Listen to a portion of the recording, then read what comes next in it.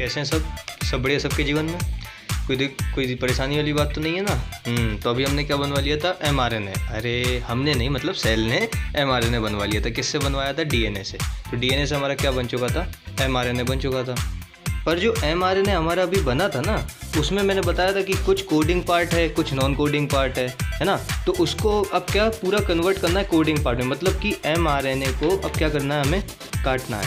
ये मेरा बना था एक mRNA, सिंगल स्ट्रैंडेड होता है ना। हाँ, पता है आपको, अच्छी बात है। तो इसमें से देखो मैंने क्या बताया था, कुछ पार्ट कोडिंग वाला होता है और कुछ पार्ट नॉन कोडिंग होता है। जैसे माना ये हमने जो mRNA बना था ट्रांसक्रिप्शन से, DNA से, तो कुछ पार्ट जो है वो कोडिंग पार्ट मैंने बताया कुछ होता है, और कुछ पार्ट कैसा होता है, नॉन कोडिंग। मतलब इसके पास कोई कोडॉन्स नहीं होते, ऐसे ही फालतू में फालतू बना हुआ आ जाता है। तो हमारे मतलब जो सेल होती है वो क्या करती है, इसकी स्प्लाइसिंग कर देती है। मतलब सिर्फ कोडिंग पार्ट को तोड़ देगी और फिर जोड़ देगी लाइगेज से। किससे जोड़ेगी? लाइगेज एंजाइम से। तो नॉन कोडिंग पार्ट वाले को अरे जी कुछ काम का नहीं है, हटाओ इसको। तो नॉन कोडिंग पार्ट को हटा देती है। अब इसी को हम क्या बोलते हैं? Splicing of mRNA to obtain coding part is called what? Split gene, या फिर RNA स्प्लाइसिंग, जो भी बोलना चाहो बोल सकते हो। अब सुन, अगर अब सुन, मैंने एक वहाँ पे बात बताई थी जब अपन लोग DNA से DNA बना रहे थे, DNA पॉलीमरेज में। मैंने बोला था कि जीन क्या थी, मैंने बोला था gene function unit of inheritance थी, वो सबको पता है। अब सुन, जीन को तुम ऐसे समझो, DNA प्लस हिस्टोन प्रोटीन। बोले तो मैं क्या बोल रहा हूँ, सुन तो सही। DNA प्लस हिस्टोन प्रोटीन मतलब DNA पे प्रेजेंट होगी छोटी छोटी बिंदियों के रूप में, DNA पे प्रेजेंट होगी और हिस्टोन प्रोटीन उसको बना देगा। मतलब कि अब जो ऑक्टोमर बनता है ना न्यूक्लियोसोम मॉडल में, उसमें अपन जब पढ़ेंगे ना तब थोड़ा और क्लियर होगा।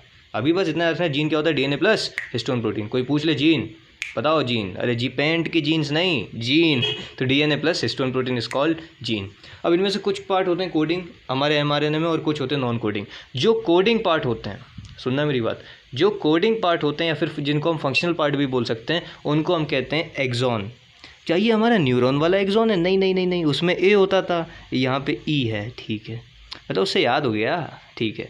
तो एक्सॉन होता है कोडिंग पार्ट। और जो नॉन कोडिंग होता है, जो किसी मतलब इसमें तुम समझ रहे हो नॉन कोडिंग का मतलब क्या है? यहाँ पे जो जीन होगी वो कोई भी प्रोटीन को कोड नहीं करेगी। नहीं समझा? अभी अब जब कोडॉन पढ़ेंगे ना अगले लेक्चर में, तो और क्लियर होगा कि कोडॉन थे जिससे क्या हुआ, कोडिंग हुई। नहीं चमका? चमकेगा, रुक तो सही। तो कोडिंग पार्ट को हम क्या बोले? एक्सॉन। और जो नॉन कोडिंग पार्ट है इनको हम बोलते हैं इंट्रॉन, ठीक है, इंट्रॉन। अब यहाँ अगर आप पुराने लेक्चर में देखोगे ना ध्यान से, तो जो हमारा RNA बना था वो 5' से 3' डायरेक्शन में बना था, अगर आपने ध्यान से देखा होगा। क्योंकि मैंने बताया था जो एंजाइम काम करते हैं वो किस डायरेक्शन में काम करेंगे? 5' से 3' डायरेक्शन में काम करते थे, ठीक है। चलो अब हम लोग इसका थोड़ा स्प्लिट जीन को अंदर घुस के चलते हैं, इसके थोड़े अंदर से। इसमें क्या होता है ना, हमें जो mRNA हमारे पास आया उसको हमें क्या करना है? स्टेबलाइज करना है, स्टेबलाइज कर लो, या फिर सिर्फ कोडिंग पार्ट लाना है। तो उसके लिए दो चीज़ें हम लोग करेंगे, अगर थोड़ा सा अपन इंट्रो दें इसका। एक होती है कैपिंग और एक होती है टेलिंग, ठीक है। क्या है इसके अंदर? कैपिंग में क्या करते हैं? 7 मिथाइल ग्वाइनोसिल ट्रांसफरेज का हम इस्तेमाल करते हैं, और इसको कहाँ लगाएंगे? 5' एंड पे। मैं भी क्लियर करूँगा कॉन्सेप्ट, अभी सिर्फ सुनते जाओ कि है क्या आगे पढ़ने को। और टेलिंग में हम क्या करेंगे? एडिनाइलिक एसिड जोड़ते जाएंगे, कहाँ पे? 3' वाले एंड पे। अच्छा, इससे क्या होगा? इससे ये होगा जो हमारा कोडिंग वाला जो mRNA बना है वो स्टेबलाइज हो जाएगा। स्टेबलाइज हो जाएगा, कैसे हो जाएगा देखो। अब थोड़ा चलते हैं अपन डीप में। तो चलो अब अपन लोग क्या इन डिटेल पूरा अंदर घुस के आते हैं, किसके? ट्रांसक्रिप्शन जो हमने पढ़ा, फिर उसके बाद RNA स्प्लाइसिंग। तो मैंने क्या किया था, मैंने अपनी सेल में से बहुत प्यार से नज़ाकत भरे तरीके से DNA को निकाल लिया सेल से। अरे अरे अरे, ये DNA मैंने रख दिया। अब मैंने क्या किया था, इसको थोड़ा सा हल्का सा हीट कर दिया था ताकि ट्रांसक्रिप्शन में थोड़ी आसानी हो। तो ट्रांसक्रिप्शन हुआ। अब ट्रांसक्रिप्शन जो कौन सी वाली स्ट्रैंड पे होता था DNA के? बोलो, एंटीसेंस स्ट्रैंड। अरे बोलना यार, जिसको हम और क्या बोलते थे? Template strand, antisense strand. इसमें क्या होता था? अरे बोल, इसमें क्या होती थी? वो अपना ट्रांसक्रिप्शन, मतलब ये इसको ये DNA की ये स्ट्रैंड क्या करवाएगी? ट्रांसक्रिप्शन कराएगी। इसमें क्या होगा? ट्रांसक्रिप्शन, ठीक है। अब ट्रांसक्रिप्शन से जो हमारे पास ये क्या बना? mRNA, messenger RNA। इसमें कुछ पार्ट कैसा होता था? कोडिंग पार्ट, और कुछ नॉन कोडिंग पार्ट। तो मैंने बताया कोडिंग पार्ट को हम क्या बोलते थे? एक्सॉन। एक्सॉन। कोडिंग पार्ट को हम क्या बोलते थे? एक्सॉन। और कुछ पार्ट जो था वो नॉन कोडिंग था, उसको हमने क्या बोला? इंट्रॉन। अब इन इंट्रॉन्स को, सुन मेरी बात, अब इंट्रॉन्स को हमें क्या करना है? माइनस करना है। माइनस मतलब निकालना है। किससे? mRNA से। क्यों? ताकि वो स्टेबलाइज हो। अच्छा, ये क्या mRNA स्टेबलाइज नहीं है? नहीं है, ये अनस्टेबल है। कैसा है? अनस्टेबल, मतलब हर जगह मुंह मारता फिरेगा। अच्छा, इसको हम क्या बोलते हैं? एनसीईआरटी क्या बोलती है? HNRNA। What it tells? HNRNA। क्यों बोलती है? इसको बोलती है अरे हेट्रोजीनस होमोजीनस पढ़े हो कि नहीं पढ़े हो? अरे यार, हेट्रोजीनस तो पढ़े होगे तुम। इसको बोलते हैं हेट्रो। क्यों हेट्रो क्यों बोल रहे हैं? क्योंकि ये अनस्टेबल है। क्यों अनस्टेबल है? हेट्रोजीनस होमोजीनस तो पढ़े ही हो, तो ये हेट्रोजीनस, इसको क्या बोला?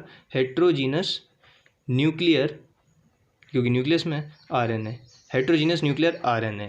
ये जो mRNA बना वो कैसा है? हेट्रोजीनस न्यूक्लियर RNA है। तो इसको क्या करना है? हेट्रो से मतलब स्टेबलाइज करना है। ये इस समय कैसा है? अनस्टेबल है। इसको स्टेबलाइज करने के लिए क्या किया जाता है? स्प्लाइसिंग करी जाती है। अब ये स्प्लाइसिंग कैसी करी जाती है ना, वो अपन को पढ़ना है। वहीं से मान लो कि समझ में आ गया तो मज़ा आ जाएगा। इसमें से मैंने क्या बोला? कुछ कोडिंग पार्ट होगा, फिर से लिख दे रहे, कुछ कोडिंग पार्ट होगा और कुछ कैसा होगा? Non coding. अरे बोल, कुछ क्या होंगे? इंट्रॉन होंगे, कुछ क्या होंगे? Exon. Non coding part intron. अरे बोल, कुछ non coding intron, encoding exon. अरे EXO होता है, भूल गए? हम भी भूल गए, दिमाग वाला नहीं है, ई वाला है, एक्सॉन, EXON, एक्सॉन। ठीक है, तो इसमें क्या हुआ? जब स्प्लाइसिंग होती है मतलब RNA को कटेगा और इंट्रॉन निकलेगा। इंट्रॉन को जब निकालेंगे तो यहाँ पे स्प्लाइसियोसोम कॉम्प्लेक्स बनता है। ये यहाँ पे याद रखना, इंदिरा कॉम्प्लेक्स नहीं, स्प्लाइसियोसोम कॉम्प्लेक्स। Spliceosome complex. ये समझो, यहाँ पे एक इतना बड़ा सा एक इतनी बड़ी सी कोई मशीनरी आएगी, इसको हमने बोला स्प्लाइसियोसोम कॉम्प्लेक्स। ये क्या करवाएगी? स्प्लाइसिंग। स्प्लाइसिंग बोले तो mRNA को तोड़ेगी। कहाँ से तोड़ेगी? इंट्रॉन वाले, मतलब जो नॉन फंक्शनल पार्ट है उनको हटा देगी। स्प्लाइसिंग, इसको हम क्या बोलते हैं? स्प्लाइसिंग। ठीक है, और दूसरी चीज़ जो यहाँ पे आएगी, ये तो बेसिकली अब एंजाइम आएगी। कौन सी? राइबोन्यूक्लियस। राइबोन्यूक्लियस ये क्या करेगी? RNA को काटेगी जहाँ जहाँ पे इंट्रॉन्स होंगे, राइबोन्यूक्लियस। एक और एंजाइम है RNA लाइगेस। RNA लाइगेस ये क्या करेगी छोटे? ये RNA के जो कोडिंग पार्ट हैं उनको ज्वाइन करेगी। मैं बोल तो रहा हूँ, लिख भी लो। ये ज्वाइन करेगी क्या? कोडिंग पार्ट्स को। अच्छा, जो कोडिंग पार्ट बचे हैं उनको जो है ज्वाइन कर देगी, ताकि जो है हमारा जो हेट्रोजीनस न्यूक्लियर RNA था उससे बढ़िया स्टेबल वाला RNA बन जाए। तो उसके लिए देखो, सबसे पहले क्या हुआ? स्प्लाइसोसोम कॉम्प्लेक्स आया, उसने क्या किया? स्प्लाइसिंग कर दी, RNA को तोड़ दिया। कहाँ से? इंट्रॉन से। तो बचा क्या? सिर्फ एक्सॉन। अच्छा, फिर राइबोन्यूक्लियस आया। राइबोन्यूक्लियस ने क्या किया? RNA को तुम्हारी ऐसी तैसी RNA काट पीट के एकदम जो है सही कर दिया। एक्सॉन वाला से पार्ट बचा। फिर RNA लाइगेज ने क्या किया? ये जो छोटे छोटे टुकड़े थे ना, ये RNA के छोटे छोटे टुकड़े, उसको क्या किया? जोड़ दिया। हमने जब DNA बनाया था, semi conservative mode of DNA replication से, तो जो DNA के छोटे छोटे फ्रेगमेंट्स बनते थे, देखो जाके, उसको हमने क्या बोला था? Okazaki fragments. याद है कि नहीं है? तो वैसे ही यहाँ छोटे छोटे टुकड़े किसके बन जाएंगे? RNA के। लेकिन इनको ओकाजाकी फ्रेगमेंट नहीं बोलते। अच्छा, नहीं तो हाँ, उसने बोली थी ओकाजाकी फ्रेगमेंट। नहीं, इसको ओकाजाकी फ्रेगमेंट नहीं बोलते। ठीक है। तो हमारे पास क्या बना? एक mRNA। ये अभी भी स्टेबल नहीं हुआ। ये क्यों स्टेबल नहीं हुआ? क्योंकि हमने क्या बोला था कि जो RNA बना वो 5' से 3' डायरेक्शन में बना। अब इसमें मैंने बोला था टेलिंग और कैपिंग ये भी ज़रूरी है। तो ये कैसे ज़रूरी हैं? अब थोड़ा अपन इसमें अंदर घुसते हैं। देखो, जब टेलिंग और कैपिंग हो जाती है तो एक RNA स्टेबल हो जाता है। बस इतना समझो, जब टेलिंग और कैपिंग हो जाती है तब RNA स्टेबल हो जाता है। अब ये दिक्कत होती है हम लोगों को सोचने में कि टेलिंग कौन से एंड पे हो रही है और कैपिंग कौन से एंड पे हो रही है। तो मेरी बस इतनी बात याद रखना कि कैपिंग, CAPPING, कैपिंग और टेलिंग, जो भी कर दो, कैपिंग या टेलिंग, इसको हम शॉर्ट में लिखेंगे कैप और यहाँ पे टेल। ठीक है, तो कैप मतलब कैप बड़ी होती है ना, कैप बड़ी होती है, तो 5 भी बड़ा है, 3 के कंपैरिजन में 5 बड़ा है। तो यहाँ पे 5' पे क्या होती है? कैपिंग होती है। 5' पे क्या होती है? कैपिंग किससे होती थी? मैंने बताया था 7 मिथाइल ग्वाइनोसिन कि 7 मिथाइल ग्वानिल ट्रांसफरेज, इससे क्या होगी, कैपिंग होगी बाय ग्वानिल ट्रांसफरेज, बाय ग्वानिल ट्रांसफरेज। इससे क्या कर दी जाएगी, कैपिंग कर जाएगी। किस में, हमारे mRNA में। किस समय की जाएगी, जब स्प्लाइसिंग हो रही होगी उसी समय। अच्छा, और जो 3' एंड बचा है, इस पर मैंने टेल लिखा है, इसमें क्या होता है, पॉली ए टेल। अरे तुम ऐसे नहीं चमकाना, देख 3 की स्पेलिंग THRW होती है और टेल भी T से स्टार्टिंग है, तो 3 पे क्या होगी, टेलिंग, 3 पे क्या होगी, टेलिंग, और 5' पे क्या होगी, कैपिंग। अरे यार अब तो समझ गए, 3' पे क्या है, टेलिंग। अरे 3 को लिखोगे तो THRW नहीं लिखोगे क्या, तो T और T सिंपल है ना। टेलिंग किस पे होगी, 3' एंड पे, पॉली एडिनाइलिक एसिड। अच्छा, पॉली एडिनाइलिक एसिड से क्या हो जाएगी, टेलिंग हो जाएगी। अच्छा ये मैं एडिनाइलिक एसिड तो बोल गया, ये है क्या, अरे कुछ नहीं है, एडिनोसिन फोस्फेट और राइबोस शुगर, उसका क्या है, न्यूक्लियोटाइड है।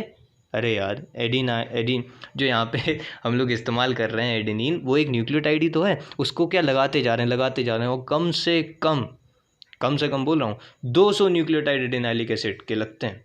200 न्यूक्लियोटाइड लिख लो अगर लिखना हो तो, 200 न्यूक्लियोटाइड किसके, एडिनाइलिक एसिड के लगेंगे, जिससे क्या होगा, ये स्टेबल होगा। कौन, हमारा RNA। तो अब देखिए लास्ट में अगर हम अपना स्टेबल वाला RNA बनाए तो स्टेबल RNA, तो ये जो स्टेबल RNA हमारा बना है, यह यहाँ पे क्या हुआ, 7 मिथाइल ग्वानिल, कौन सी एंड पे, 5' एंड पे, एंड 3' एंड पे क्या हुआ, पॉली ए टेल। तो कुछ इस तरीके से वो आगे बढ़ता जाएगा। ये क्या हुआ, पॉली एडिनाइलिक एसिड टेल, ठीक, पॉली एडिनाइलिक एसिड टेल। ये ए क्या है, यहाँ पे न्यूक्लियोटाइड है एडेनिन, नहीं तो अच्छा ए क्या है, ये याद रखना है ना। तो ये हमारा क्या बन गया, एक स्टेबल RNA बन गया। ये किससे हुआ, स्प्लाइसिंग से हुआ। स्प्लाइसिंग की ज़रूरत क्यों पड़ी, क्योंकि ये भी तो कोई पूछ सकता है कि स्प्लाइसिंग की ज़रूरत क्यों पड़ी, ताकि जो हमारा RNA है वो स्टेबल हो और सिर्फ कोडिंग पार्ट ही उसमें बचें। कोडिंग पार्ट की क्यों आवश्यकता थी, अरे भैया तुम यार नॉन कोडिंग भी रखे हो, प्रोटीन तो बनवाएगी नहीं वो नॉन कोडिंग पार्ट, तो क्या मतलब है उसका। अच्छा, इससे हमें एक चीज़ और सिद्ध होती है, क्या सिद्ध होती है स्प्लाइसिंग से, कि डोमिनेंस है RNA का। और जब हम लोग RNA वर्ल्ड पढ़ते हैं ना, कि पहले तो RNA ही चलते थे और अभी भी कुछ बैक्टीरियाज वायरसेस में सिर्फ RNA ही होता है, तो ये किसको डोमिनेंट शो करता है, RNA को, कि मतलब पहले भी RNA ही था, वो तो अभी आ गया मतलब अभी DNA आ चुका है, तो इसमें कोई दिक्कत तो होनी चाहिए, होती नहीं है। लेकिन सुन, हम लोग कौन है, यूकैरियोट्स। नहीं भाई साहब हम तो इंसान हैं। अच्छा, हमें लगा कि जानवर हो, तो यूकैरियोट्स में क्या होता है ना, ट्रांसक्रिप्शन के बाद स्प्लाइसिंग होती ही है। अच्छा, हम लोगों में स्प्लाइसिंग होती है, क्यों होती है, क्योंकि हमारी जो जीन्स होती हैं वो स्प्लिट जीन्स होती हैं। यहाँ से क्वेश्चन पूछेगा, अगर पूछेगा इसको दिमाग में याद रखना। यूकैरियोट्स की जीन्स कैसी होती हैं, स्प्लिट जीन्स होती हैं, इस वजह से हमारी बॉडी में स्प्लाइसिंग होती है, ठीक है। अच्छा, प्रोकैरियोट्स में क्या होता है, प्रोकैरियोट्स में जो है बहुत अच्छी चीज़ होती है, उसमें है नॉन स्प्लिट जीन्स। कौन सी स्प्लिट, नॉन स्प्लिट जीन्स, अरे जीन्स नॉन स्प्लिट जीन्स। इसमें क्या होता है, देखो ये मैं split gene non split gene बोल दिया, इसका क्लियर देखो समझो। ऐसे अगर थोड़ा आपको मैं मजाक में एक्सप्लेन करूं, स्प्लिट जीन्स मतलब ये समझो बिखरी हुई हैं। अब बिखरी हुई हैं तो जो हमारा mRNA बना है उसमें भी बिखरी हुई होंगी हमारी जीन्स, कोडिंग वाली जीन्स, तो उनको एक जगह इकट्ठा करने के लिए mRNA पे क्या किया जाता है, स्प्लाइसिंग, सिंपल एज स्प्लाइसिंग। फिर प्रोकैरियोट्स में क्या है, नॉन स्प्लिट जीन्स है, मतलब एक ही जगह पे इकट्ठी हैं, तो क्या हुआ, वहाँ स्प्लाइसिंग की ज़रूरत नहीं पड़ती, किसमें, प्रोकैरियोट्स में। लेकिन यूकैरियोट्स में एक जो याद रखने वाली चीज़ है कि हमने बोल दिया कि मोस्टली जो यूकैरियोटिक जीन्स हैं वो कैसी हैं, स्प्लिट जीन्स हैं, परंतु जो जीन फॉर्म करती हैं हिस्टोन और इंटरफेरॉन प्रोटीन, ये कैसी है, नॉन स्प्लिट जीन। एक्सेप्शन, अरे भैया एक्सेप्शन जरूरी है यार जीवन में। तो देख मैंने बोला यूकैरियोट्स में कैसी होती हैं, स्प्लिट जीन्स होती हैं, परंतु जीन्स जो फॉर्म करती हैं किसको, हिस्टोन प्रोटीन, जो फॉर्म करती हैं किसको, हिस्टोन प्रोटीन, अरे सुन तो लो, जो फॉर्म करती है हिस्टोन प्रोटीन और इंटरफेरॉन्स क्या होते थे भाई, अबे एंटीवायरल प्रोटीन नहीं होता था क्या, दूसरी सेल को जागने के लिए, अरे भैया तुम रिवर्स ट्रांसक्रिप्टेज एंजाइम को हटा दो, नहीं तो ये अगर रेट्रोवायरस तुम्हारी सेल में भी आ गया तो तुम्हें भी हाईजैक कर लेगा। अरे यार अपन ने HIV में पढ़ा यार, ऐसे मत करो, थोड़ा बहुत तो आता होगा ना। हाँ, तो इंटरफेरॉन्स क्या होते हैं, एंटीवायरल प्रोटीन्स होते हैं, ठीक है। दूसरी सेल को जागरूक करने के लिए। ठीक है, ये भी क्लियर हो गया। अब मैंने पता यहाँ पे आपने अगर ध्यान दिया हो, मैंने यहाँ स्प्लाइसियोसोम कॉम्प्लेक्स लिखा था। स्प्लाइसियोसोम कॉम्प्लेक्स जब मैंने लिखा ना, सुनो, स्प्लाइसियोसोम कॉम्प्लेक्स एटीपी को कंज्यूम करता है। अब तुम यहाँ एंजाइम चलवा रहे हो 3 स्प्लाइसिंग के लिए, राइबोन्यूक्लियस, आरएनए लाइगेज, तो क्या यहाँ पे एटीपी की ज़रूरत नहीं ना पड़ेगी? एटीपी की ज़रूरत पड़ेगी कि नहीं पड़ेगी? किसको काटने के लिए? एमआरएनए को काटने के लिए। अरे यार, एमआरएनए काटने के लिए एटीपी की ज़रूरत पड़ेगी, नॉन कोडिंग पार्ट को रिलीज़ करने के लिए एटीपी की ज़रूरत पड़ेगी। तो ये यूज़ करता है एनर्जी कहाँ से? स्प्लाइसियोसोम कॉम्प्लेक्स से टू कट आरएनए। अच्छा ठीक है, बस इतनी सी बात है। अच्छा इतनी सी बात है, इतनी सी कैसे बात है? बहुत बड़ी बात है अभी। हाँ, तो हमारा ये क्या बन गया कि स्टेबल एमआरएनए। एक बार फिर से अपन चलो, हमारे पास क्या था? एक डीएनए था, मैंने उसको बॉडी से बाहर निकाला, उसमें एक एंटीसेंस स्ट्रैंड थी जो क्या कराती थी? ट्रांसक्रिप्शन। उसने ट्रांसक्रिप्शन कराया, उसने क्या बनाया? एमआरएनए। परंतु ये कैसा एमआरएनए था बोलो? अनस्टेबल। अनस्टेबल क्यों? एचएनआरएनए हमने बोला, हेट्रोजीनस न्यूक्लियर आरएनए। इसको स्टेबलाइज करने के लिए हमने क्या किया? इसके जितने इंट्रॉन्स वाले पार्ट थे, नॉन कोडिंग वाले पार्ट्स थे, नॉन फंक्शनल पार्ट्स थे, उनको क्या कर दिया? स्प्लाइसिंग, मतलब कट कट कट कट। आओ इनको हम थटरी बांध काट दें, काट दिया। फिर क्या हुआ? हमारे पास ऐसा एमआरएनए बचा जो कोडिंग पार्ट कंटेन करता था, ये जो स्टेबल आरएनए बना। इसके लिए हमने क्या किया? 5' पे क्या करी? कैपिंग। 3' पे क्या करी? टेलिंग। 3 से याद भी हो गया, क्यों? क्योंकि 3 की स्पेलिंग टी और टेलिंग में भी टी, तो 3' पे क्या कर दी? टेलिंग। किससे करी गुरु? Adenylic acid, you know, which is an nucleotide made up of adenine. हाँ सही बात है ना गुरु। और कितने कम से कम वो अपने क्या बोलते हैं, न्यूक्लियोटाइड लगे एडिनाइलिक एसिड के? 200 अंदाजन। ठीक है, और कैपिंग में हमने क्या किसका इस्तेमाल किया? 7-मिथाइल गुआनोसिल ट्रांसफेरेज। 7-मिथाइल गुआनोसिल ट्रांसफेरेज से हमने क्या कर दी? कैपिंग कर दी। ठीक है, अब सुन, थोड़ा सा स्प्लाइसियोसोम कॉम्प्लेक्स को मैं उठाता हूँ और अपने इस वाले पन्ने पे लेके आता हूँ। तो हाँ भाई, यहाँ पे छप चुका है हमारा। देख, स्प्लाइसियोसोम कॉम्प्लेक्स एटीपी को कंज्यूम करता था। क्यों करना था? क्योंकि एंजाइम को काटना है। किसको काटना है? एमआरएनए को काटना है, और कुछ। क्या हुआ इसमें? स्मॉल राइबो न्यूक्लियर क्या बोल रहा हूँ? Small ribonucleoprotein. अच्छा, इसको हम और क्या बोलते हैं? SNRNP, small nuclear ribonucleoprotein. और स्नप्स। क्वेश्चन बोल दे कि in splicing snurps plays an important role.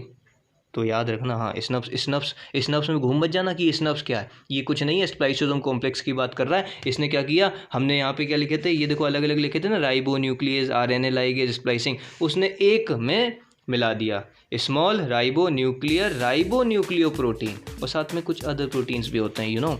ये क्या काम करेंगे? हमारे आरएनए को काटेंगे और फिर उसको जोड़ देंगे लाइगेज से। अच्छा, और अदर प्रोटीन जो हैं ये स्प्लाइसिंग में हेल्प करेंगे, बस इतना याद रखना तुम तो, और कोई कंफ्यूज मत हो। ये हमारा पूरा स्प्लिट जीन्स था। अगर कोई दिक्कत हो तो ज़रूर बताना।